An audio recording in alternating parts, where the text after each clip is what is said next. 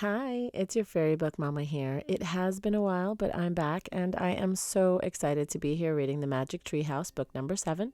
I wasn't sure if I was going to continue reading the Magic Treehouse books, but they were highly requested by many of you, and all of your comments about how much you enjoy them and enjoy hearing me read them really brings me so much joy, and I just couldn't say no. So, let's begin. Magic Treehouse, book number 7, Sunset of the Sabertooth by Mary Pope Osborne.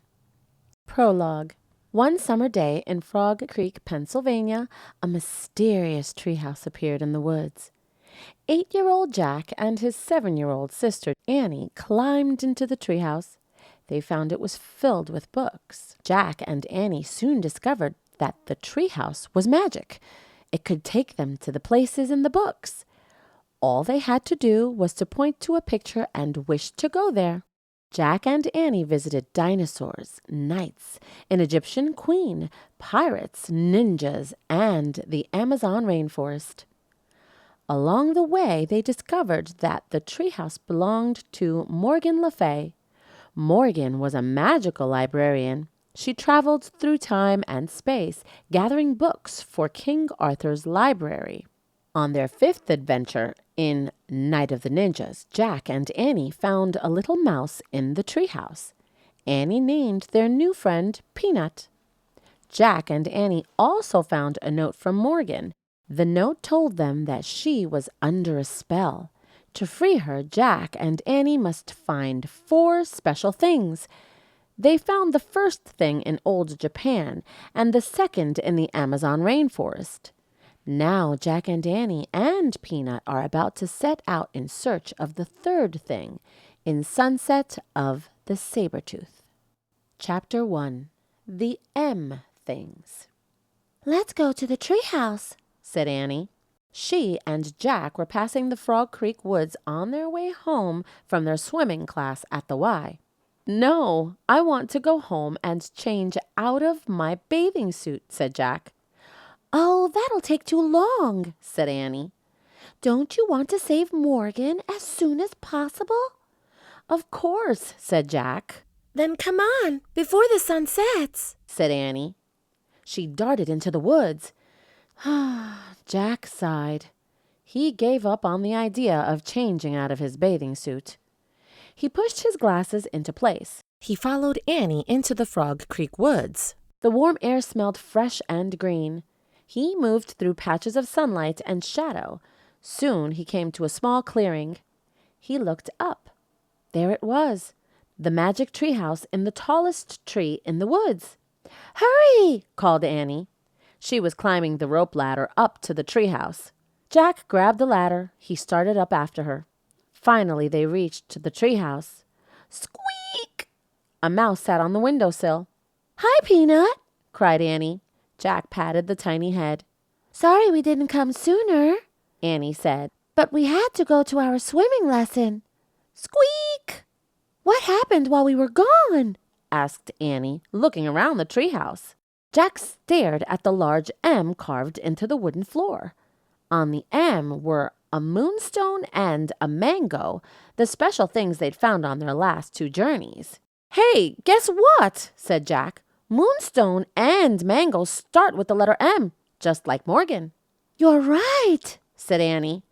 "I bet all 4 things start with an M," said Jack. "Right," said Annie. "I wonder where we'll find the next one." She and Jack stared at the stack of books in the treehouse. Books on the Amazon rainforest, ninjas, pirates, mummies, knights, and dinosaurs. All of them were closed.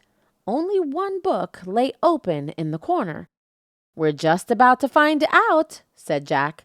They walked over to the open book. They looked at the page the book was open to. It showed a picture of rocks and snow. "Wow," said Annie, running her finger over the picture. "I love snow. I wish we could go there now." "Wait," said Jack. "We're not prepared." Then he had another thought. "And we're wearing our bathing suits. Stop!" "Oops," said Annie. Too late. The wind started to blow. The leaves started to shake. The treehouse started to spin. It spun faster and faster. Then everything was silent. It was as silent as the falling snow. Chapter 2, Bones. Jack, Annie, and Peanut looked outside. Snow was falling from a gray sky. The treehouse was in the tallest tree in a grove of tall, bare trees. The grove was on a wide, white plain. Beyond the plain were high, rocky cliffs.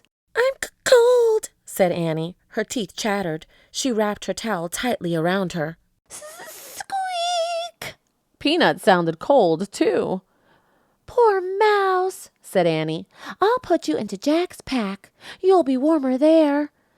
Annie slipped Peanut into the pockets of the backpack. "We have to go home," said Jack. "We need warmer clothes." "We can't go home," said Annie. "We can't find the Pennsylvania book. Not until our mission is complete. Remember?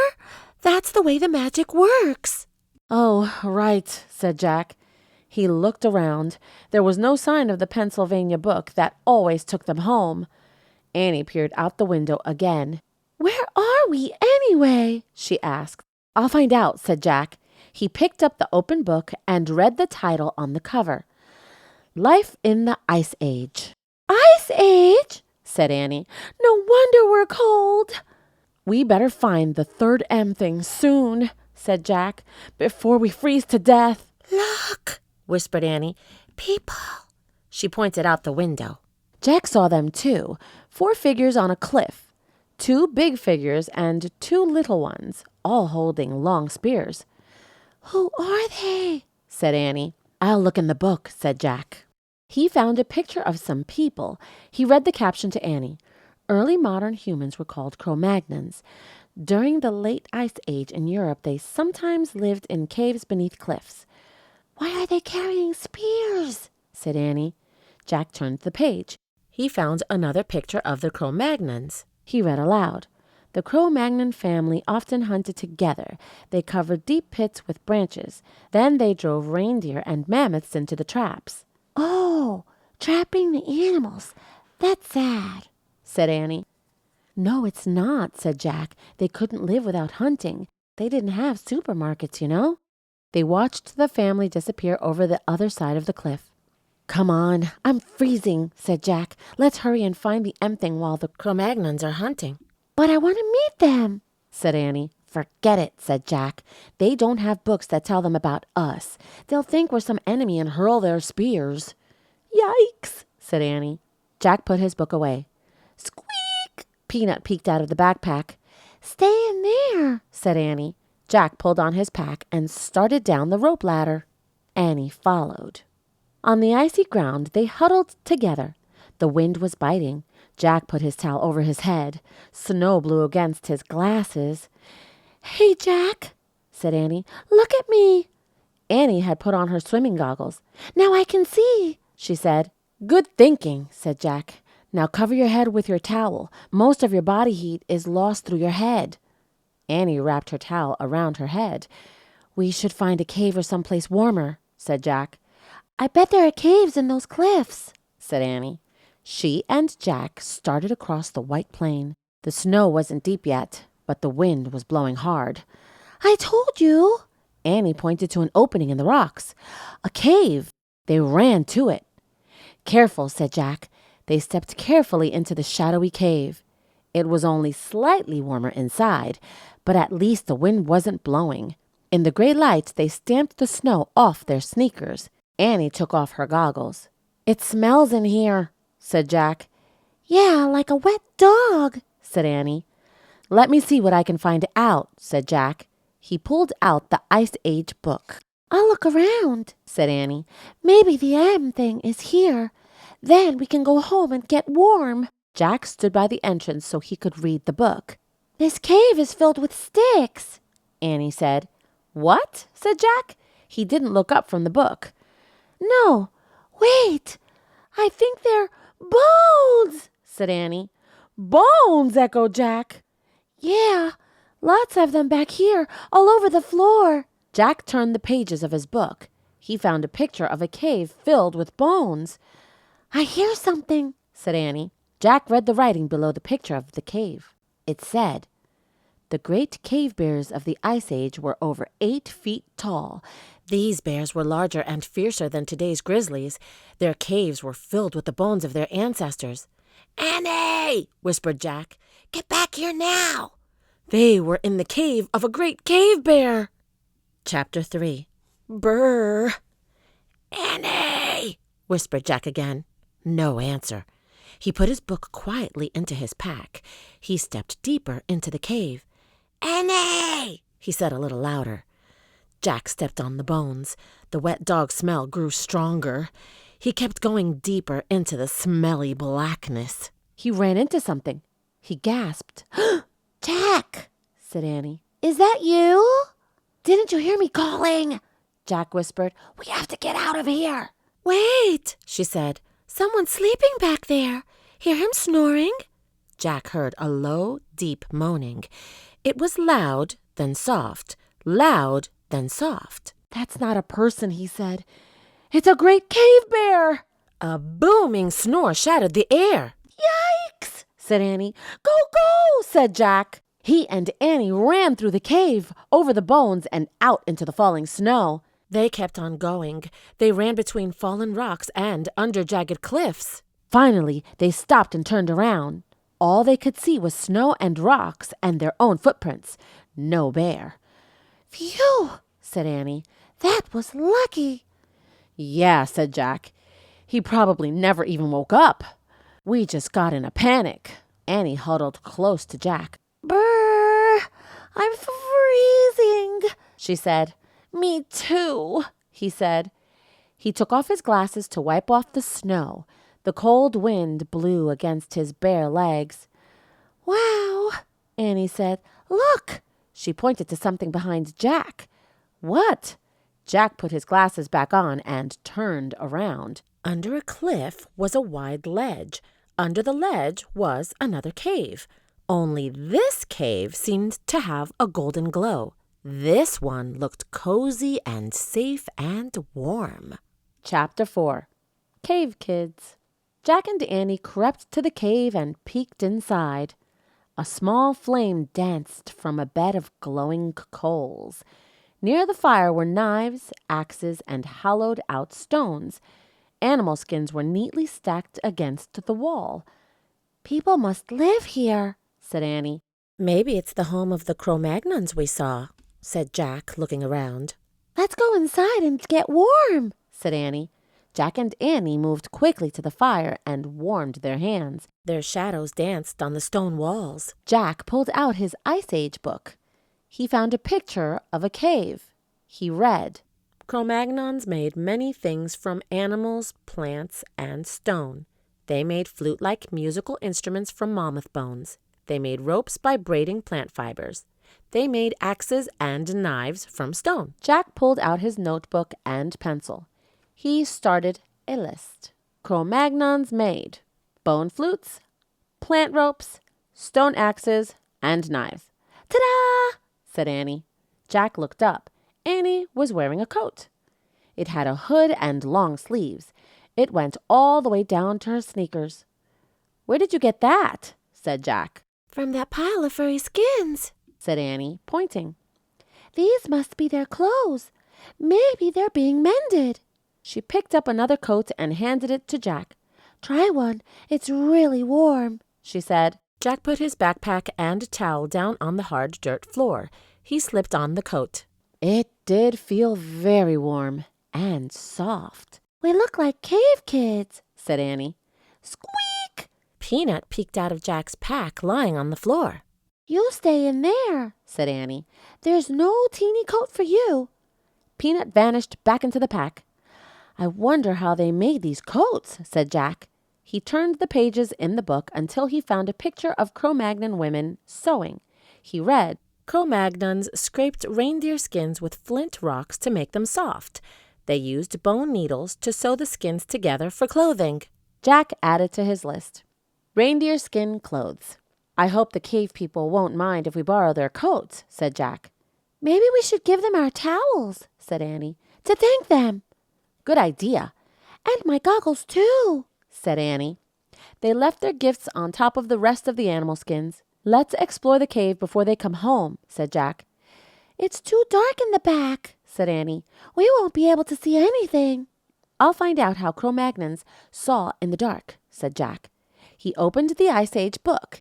He found a picture of cave people holding odd-looking lamps.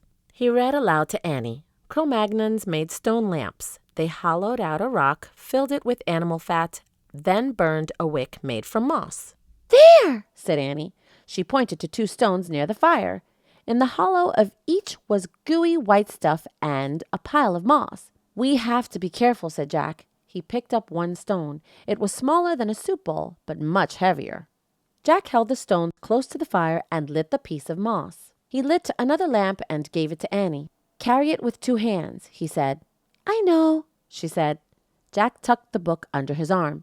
He and Annie carried their stone lamps to the back of the cave. Hey, I wonder where this goes, said Annie. She held her lamp up to an opening in the wall. I'll check in the book, said Jack. He put down his lamp and flipped through the Ice Age book. I think it's a tunnel, she said. Be right back. Wait a second, said Jack. Too late. She had squeezed into the opening and was gone. Oh, brother, said Jack, sighing. He closed his book and peeked into the opening. Come back here, he said. No, you come here, said Annie. Her voice sounded far away. You won't believe this. Jack picked up his lamp and book. He ducked into a small tunnel.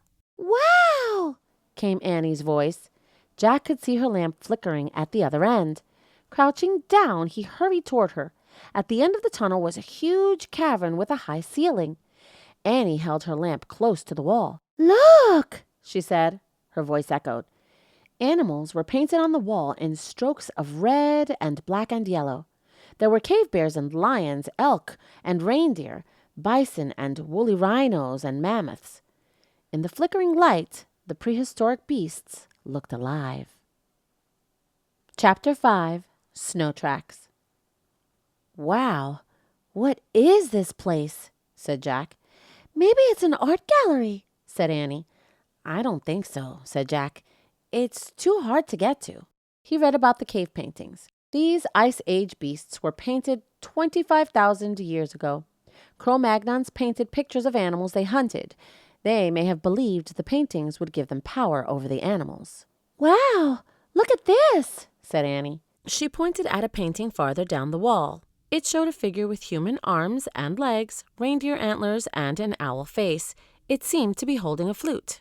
Jack looked at the book again. He found a picture of the figure and read, Cavemen may have been led by a sorcerer or master of the animals. He may have worn reindeer antlers so he could run like a reindeer, and an owl mask so he could see like an owl.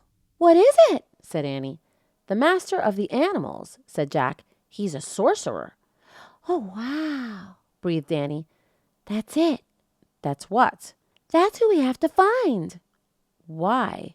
Maybe he's a friend of Morgan's, said Annie. Jack nodded slowly. Maybe, he said. Let's go find him, said Annie. They went back through the tunnel into the first cave. We better put our lamps back, said Jack. He and Annie blew out their lamps. They placed them back by the fire. Jack's backpack was on the floor next to the skins. He put the Ice Age book into it. How's Peanut? Said Annie. Jack looked into his pack. She's not here, he said. Oh, no, cried Annie. She must have crawled out when we were looking at the paintings.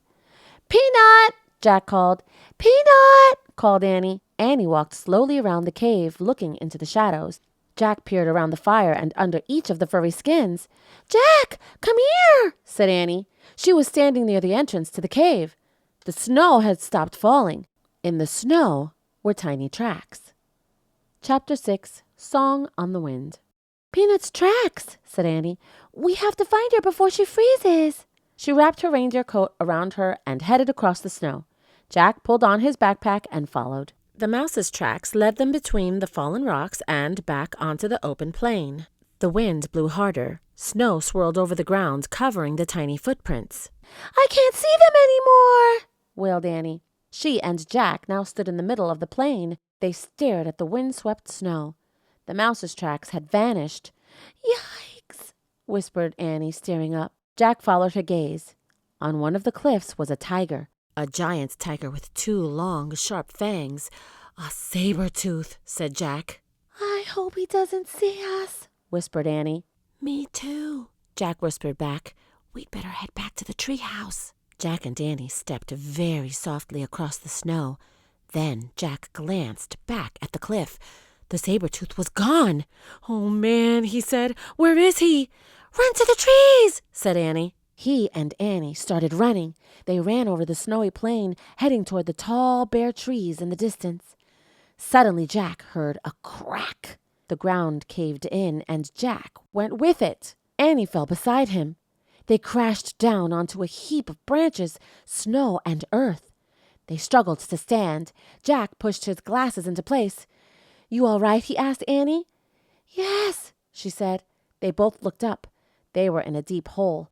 All Jack could see were gray clouds moving overhead. This is a trap, Jack said. The Cro-Magnons must have put branches over this hole. Then the snow hid the branches, so we didn't see them.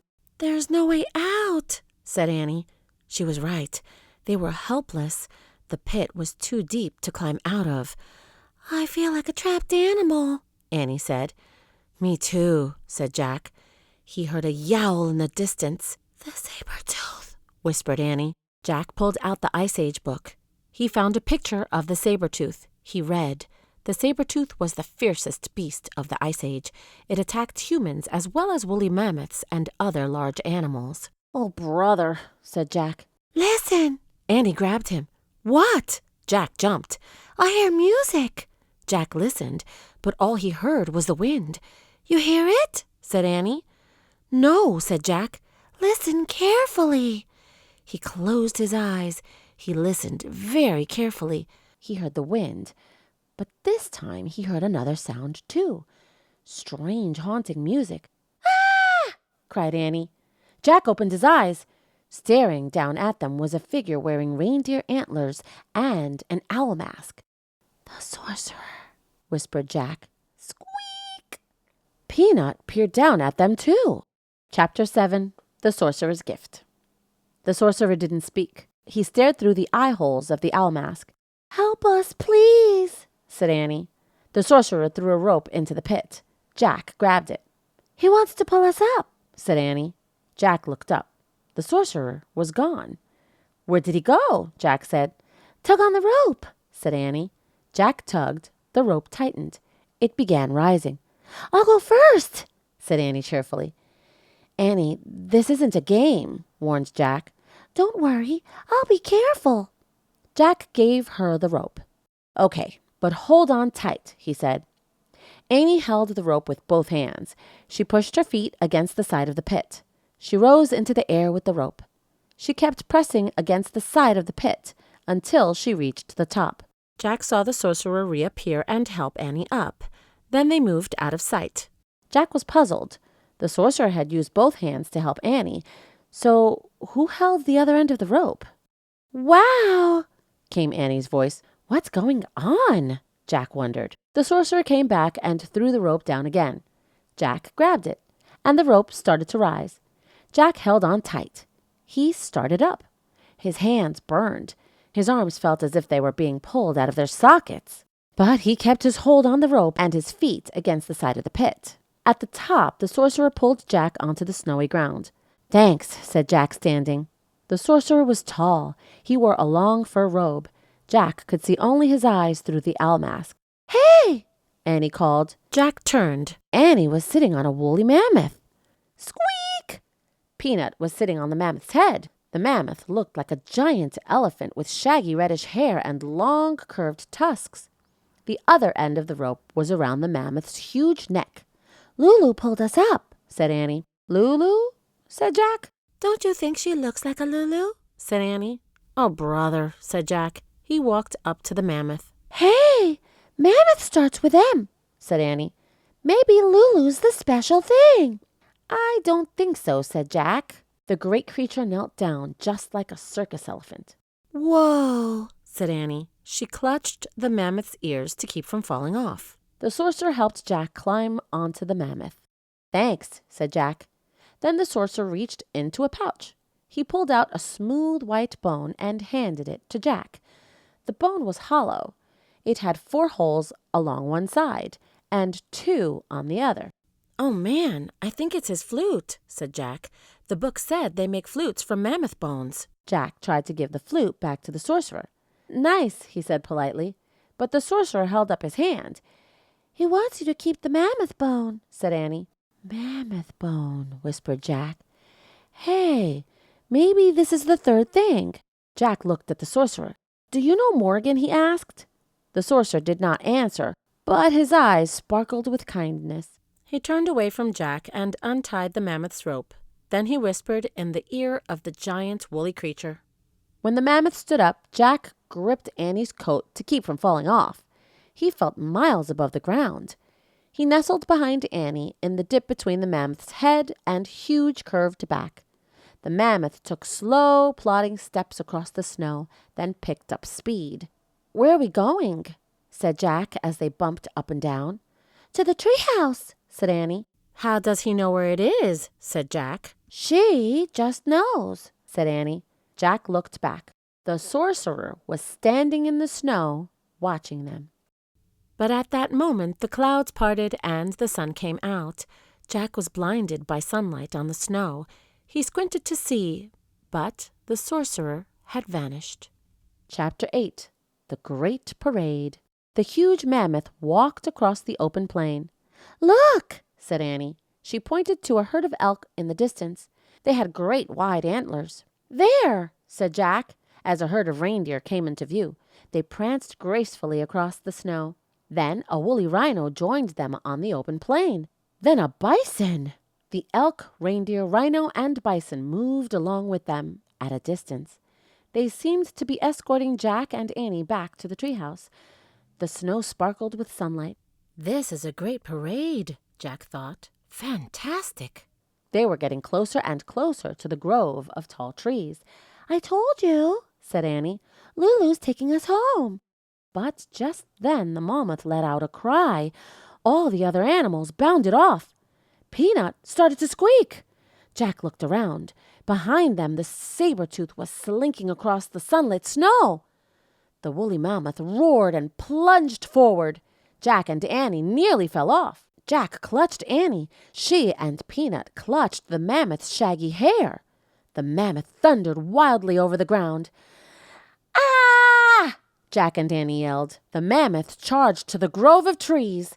But the tiger had circled around the trees. He stood between the tallest tree and the mammoth.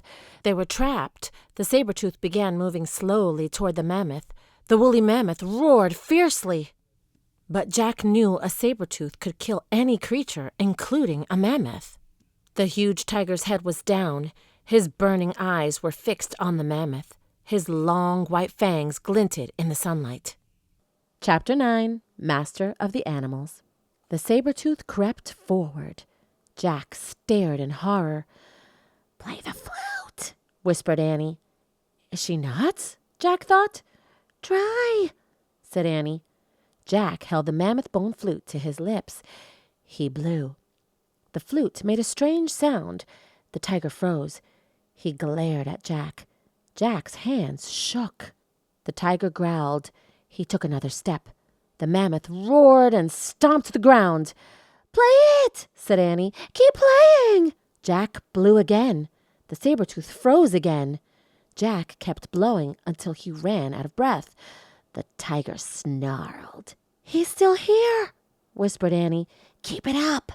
Jack closed his eyes. He took a deep breath. Then he blew as hard and as long as he could. He covered and uncovered the holes on the bone. The music sounded strange, as if it were coming from another world. "He's leaving," Annie whispered. Jack raised his eyes. The Sabertooth was slinking off toward the cliffs. "We did it," said Annie. Jack lowered the flute. He felt very tired. The mammoth waved her trunk happily. "To the treehouse, Lulu," said Annie. The woolly mammoth snorted. Then she lumbered over to the tallest tree. From the back of the mammoth, Jack grabbed the rope ladder. He held it for Annie. She stroked the mammoth's giant ear. "Bye, Lulu." "Thank you," she said. Annie grabbed the rope ladder. Then she started up. Peanut climbed up too. After they disappeared into the treehouse, Jack climbed onto the ladder. He looked back at the woolly mammoth. "Bye, girl," he said. "Go home now, and watch out for the Sabertooth." The mammoth walked away into the sunset. When Jack couldn't see her anymore, he started up the rope ladder. He pulled himself into the treehouse. "Ta-da!" said Annie. She handed the Pennsylvania book to Jack. Jack smiled. Now he was positive they had found the third M thing. Their mission was complete. "Before we leave, we have to give our coats back," said Annie. "Oh, right," said Jack. They took off their reindeer coats and dropped them to the ground. "Brrr," said Annie. "I hope the Cro-Magnon people find them." Jack stared out the window. He wanted to take one last look at the prehistoric world. The sun was setting behind the hills. 4 people were crossing the snowy plain. It was the Cro-Magnon family. "Hey!" shouted Annie. "Shh!" said Jack. The Cro-Magnons stopped and peered in Annie and Jack's direction. "We left your reindeer skins down there!" Annie pointed to the ground. The tallest person stepped forward and raised a spear. "Time to go," said Jack. He grabbed the Pennsylvania book. He found the picture of Frog Creek and pointed at it. "I wish we could go home," he said. "Goodbye! Good luck!" Annie called, waving out the window. The wind started to blow, and the treehouse started to spin. It spun faster and faster. Then everything was still. Absolutely still. Chapter 10. This Age. Birds sang. The air was soft and warm. "I hope they find their coats," said Annie. "Me too," said Jack. He pushed his glasses into place. Squeak! "Hey, you! How did you find the sorcerer?" Annie asked Peanut. Squeak! "It's a secret, huh?" said Annie. She turned to Jack. "Where's the flute?" He held up the mammoth bone. Then he placed it on the M carved into the floor, next to the mango from the rainforest, next to the moonstone from the time of ninjas. "Moonstone, mango, mammoth bone," Annie said. "We need just one more M thing. Then Morgan will be free from her spell." "Tomorrow," said Jack. Annie patted Peanut on the head. "Bye, you," she said. She started down the rope ladder. Jack gathered his things. He paused and glanced at the mouse. She stared at him with big brown eyes. "Thanks again for helping us," he said. Then he climbed down the rope ladder and jumped onto the ground. Jack and Annie ran through the Frog Creek woods onto their street. Their neighborhood looked rosy in the sunset. "It's great to be back in this age," Jack thought. "Warm and safe and almost home." "I'm glad we don't have to go hunting for dinner," he said. "Yeah, Mom and Dad already did that," said Annie, "at the supermarket." "I hope they trapped some spaghetti and meatballs," said Jack. "I hope they trapped a pizza," said Annie. "Hurry, I'm starving," said Jack. They ran up their sidewalk and through their front door. "We're home," shouted Annie. "What's for dinner?" shouted Jack. Well, that's the end of that one. I'm so happy to be back and that you guys could join me. If you have any requests, please put them down in the comments. I read every single one and love and appreciate hearing everything you guys have to suggest. Please don't forget to hit the like button and subscribe. If you're going to bed, sweet dreams. If not, have a wonderful day. And I cannot wait for you to join me on the next one. Bye.